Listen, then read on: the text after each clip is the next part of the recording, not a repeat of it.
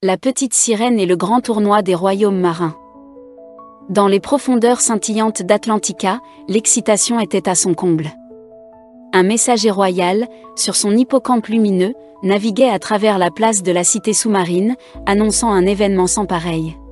Bonjour mes chers habitants du royaume de Triton, j'ai le plaisir de vous annoncer un grand tournoi va commencer. Chaque royaume choisira son champion, déclara-t-elle d'une voix solennelle. Parmi la foule curieuse, Ariel, une jeune sirène, chuchota à son ami Polypo, le poulpe farceur. Je pense que ce sera sûrement Marina ou Kai, car moi, je suis trop normal. Pourtant, ce que la timide sirène ignorait, c'est que son destin allait bientôt changer à jamais. À la grande surprise de tous, lors de l'annonce officielle, le roi Triton s'approcha d'Ariel. J'ai une bonne nouvelle à t'annoncer ma fille que tu as été sélectionnée à représenter notre royaume car tu as un cœur pur, Ariel. C'est ce qui fait de toi notre championne. La petite sirène, stupéfaite, regarda la perle scintillante qui flottait au-dessus de sa tête, témoignage de son choix inattendu. Moi? Papa, mais je n'ai jamais combattu qui que ce soit. Murmura-t-elle, perplexe, les regards des autres sirènes rivés sur elle. Elle réalisait alors que sa vie allait prendre un tournant merveilleux. Durant les jours suivants, Ariel fit la connaissance des champions des autres royaumes, Kai, prince des vagues, et Nerissa, la sirène des tempêtes. Lui c'est Kai, le prince des vagues. Et elle c'est Nerissa, la sirène des tempêtes. Expliqua Polypo, un ami audacieux. En voyant leurs talents impressionnants, la peur d'Ariel grandit. Oh! C'est effrayant, ils ont tous l'air si forts mes concurrents. S'inquiéta-t-elle, se demandant si elle allait vraiment pouvoir rivaliser avec ses puissants adversaires. Pourtant, une petite flamme d'espoir commença à briller dans son cœur.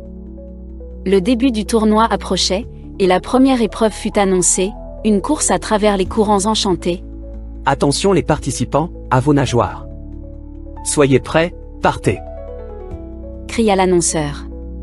La compétition était féroce. Ariel s'efforçait de garder son calme, lançant un regard furtif à ses rivaux. Je dois absolument rester concentrée et de suivre le courant, non pas à la vitesse. Pensa-t-elle, s'immergeant dans le flot des eaux puissantes. Elle suivait le courant naturel et se retrouva à l'avant de la course, étonnée par son propre succès. Les défis à venir étaient tout aussi fascinants. Le second défi consistait à résoudre une énigme posée par des méduses brillantes. Je n'ai pas de bouche, et pourtant, je parle. Qui suis-je? Demanda une médusa, intriguant les champions. Ariel, réfléchissant intensément, trouva une réponse. C'est une chanson car elle parle au cœur. Applaudie par la sagesse de la mer, elle avait réussi, prouvant que la force n'était pas toujours dans la bataille, mais parfois dans l'esprit et le cœur. Le dernier défi, un duel amical contre Nerissa, serait décisif. Prépare-toi à voir l'orage Ariel. Lança Nerissa, qui s'approchait avec des éclairs dans les yeux. Et toi Nerissa, tu es prête à entendre la magie? Répondit Ariel d'un ton déterminé. En chantant une mélodie douce, elle toucha le cœur de Nerissa, éclairant leurs âmes pendant ce duel inhabituel. Le combat était bien plus qu'une simple confrontation, c'était une célébration de leur amitié et de l'unité des royaumes marins. À la fin du tournoi, les champions se rassemblèrent pour entendre le juge ancien déclarer. Le vrai champion uni, il ne se divise pas.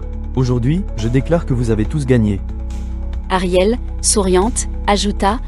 Ensemble, on est plus fort que n'importe quel sort, les amis. La fête des champions commença, illuminée par des feux d'algues et des danses de dauphins, où tout le monde célébrait ensemble. Lors du retour à Atlantica, Ariel était changée. Son père, le roi Triton, l'a reçue avec fierté, lui disant. Après ce tournoi, tu es revenue plus grande, Ariel. Non par la force, mais par ton cœur ma fille.